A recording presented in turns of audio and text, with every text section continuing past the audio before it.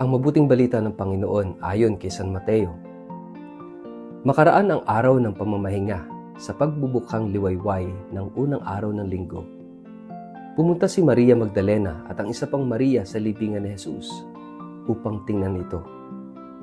Biglang lumindol ng malakas sapagkat bumaba mula sa langit ang isang anghel ng Panginoon. Iginulong nito ang batong nakatakip sa libingan at umupo sa ibabaw niyon. Ang kanyang mukha ay nakakasilaw na parang kidlat at puting-puti ang kanyang damit. Nanginig sa takot ang mga bantay nang makita ang anghel at sila'y nabuwal na parang mga patay. Ngunit sinabi ng anghel sa mga babae, "Huwag kayong matakot. Alam kong hinahanap ninyo si Jesus na ipinako sa krus. Wala na siya rito sapagkat siya'y muling nabuhay, gaya na kanyang sinabi. Halik kayo tingnan ninyo ang hinimlayan niya. Magmadali kayo at ibalita sa kanyang mga alagad na siya'y muling nabuhay. Mauuna na siya sa inyo sa Galilea. Makikita ninyo siya roon. Iyan ang balitang hatid ko sa inyo." At dali-dali nga silang umalis sa libingan na may magkahalong takot at galak at patakbong pumunta sa mga alagad upang ibalita ang nangyari. Ngunit sinalubong sila ni Jesus at binati. Lumapit sila sa kanya, hinawakan ang kanyang mga paa at sinamba siya. Sinabi sa kanila ni Jesus, "Huwag kayong matakot, humayo kayo at sabihin sa mga kapatid ko na pumunta sila sa Galilea at makikita nila ako roon." Ang mabuting balita ng Panginoon. Word of the day, hear what God has to say.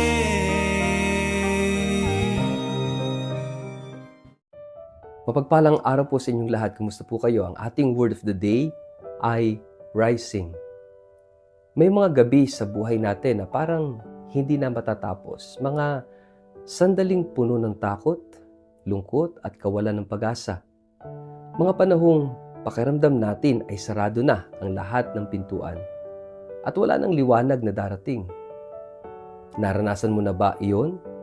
Yung pakiramdam na parang tapos na, wala nang pag-asa? Ganito rin ang karanasan ng mga alagad sa gabi ng Biyernes Santo. Namatay si Jesus.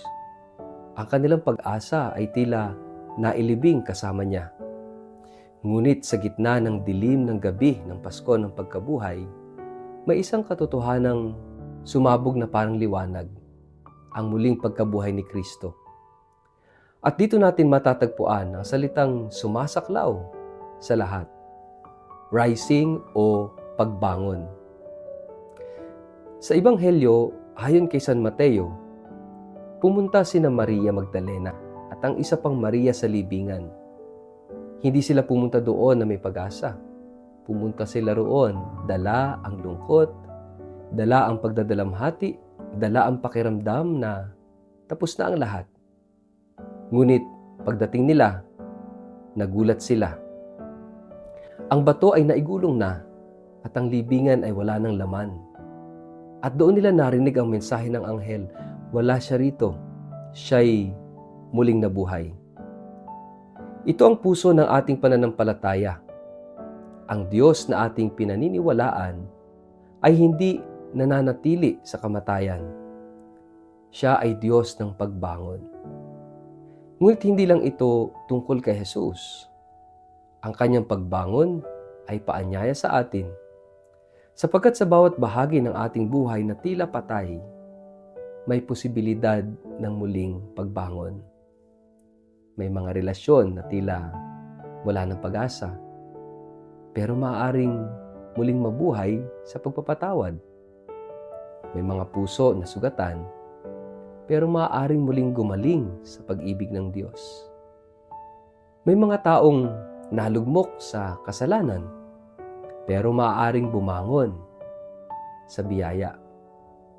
Mga kapatid, ang Pasko ng pagkabuhay ay hindi lamang selebrasyon. Ito ay paanyaya, bumangon ka. Ngunit mapapansin natin sa ating ebanghelyo, may dalawang reaksyon ang mga babae, takot at galak. Natakot sila dahil Hindi nila inaasahan ang nangyari. Ngunit nagalak sila dahil natagpuan nila ang katotohanan. Ganito rin tayo. Minsan, natatakot tayong bumangon. Natatakot tayong magbago. Natatakot tayong magsimulang muli.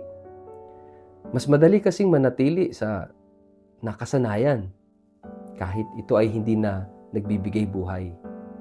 Pero ang tunay na buhay ay nagsisimula sa pagbangon. Ngunit narito ang pinakamalalim na katotohanan. Ang pagbangon ay hindi lang gawa ng tao. Ito'y biyaya ng Diyos. Hindi natin kayang buhatin ang sarili nating pagkabagsak kung tayo lang. Hindi natin kayang baguhin ang sarili nating puso kung walang tulong ng Diyos. Ang tunay na pagbangon ay nagsisimula kapag hinayaan nating hawakan tayo ng Diyos. At mas lalong nakakagulat, ang unang pinagpakitaan ni Jesus ng kanyang muling pagkabuhay ay hindi ang mga makapangyarihan, kundi ang mga babaeng sugatan, nagdadalamhati at tila walang lakas. Ibig sabihin, hindi mo kailangang maging perpekto para makaranas ng pagbangon. Kailangan mo lang maging bukas, maging totoo, mapagpakumbaba. At nang makita nila si Jesus, sinabi niya, huwag kayong matakot. Ito ang unang mensahe ng pagbangon. Huwag kang matakot. Magsimulang muli. Huwag kang matakot. Magsimulang muli. Don't be afraid to start again. Ngayong Pasko ng pagkabuhay, huwag mong hayaang manatili kang nakalibing sa iyong nakaraan. Ano ang bahagi ng buhay mo na kailangan ng bumangon? Isang kasalanan na paulit-ulit mo nang binabalikan. Isang sugat na hindi mo pa rin pinapatawad.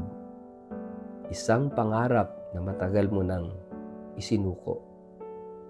Mga kapatid, simulan mo ngayon, hindi bukas. Hindi sa susunod na linggo. Ngayon. Isang hakbang lang, isang panalangin, isang desisyon upang magsimula muli. Dahil ang mensahe ng Pasko ng pagkabuhay ay hindi lang si Jesus ay nabuhay, kundi ikaw din maaari kang bumangon. Maaari kang mabuhay na muli. Mga kapatid, ano ang isang bahagi ng ating buhay na tila patay na? At paano tayo tinatawag ng Diyos na bumangon mula rito? Sa ngalan ng Ama at ng Anak at ng Espiritu Santo, Amen. Panginoong Jesus, Ikaw na muling nabuhay mula sa kamatayan. Pumasok ka sa aming buhay na puno ng kahinaan at pagkabagsak. Hawakan mo kami at tulungan kaming bumangon. Alisin mo ang aming takot at palitan mo ito ng pag-asa. Bigyan mo kami ng lakas na magsimulang muli at mamuhay sa liwanag ng iyong muling pagkabuhay. Amen. Pagpalain kayo at ingatan ng makapangyarihang Diyos, Ama, Anak at Espiritu Santo. Amen. Happy Easter po sa inyong lahat.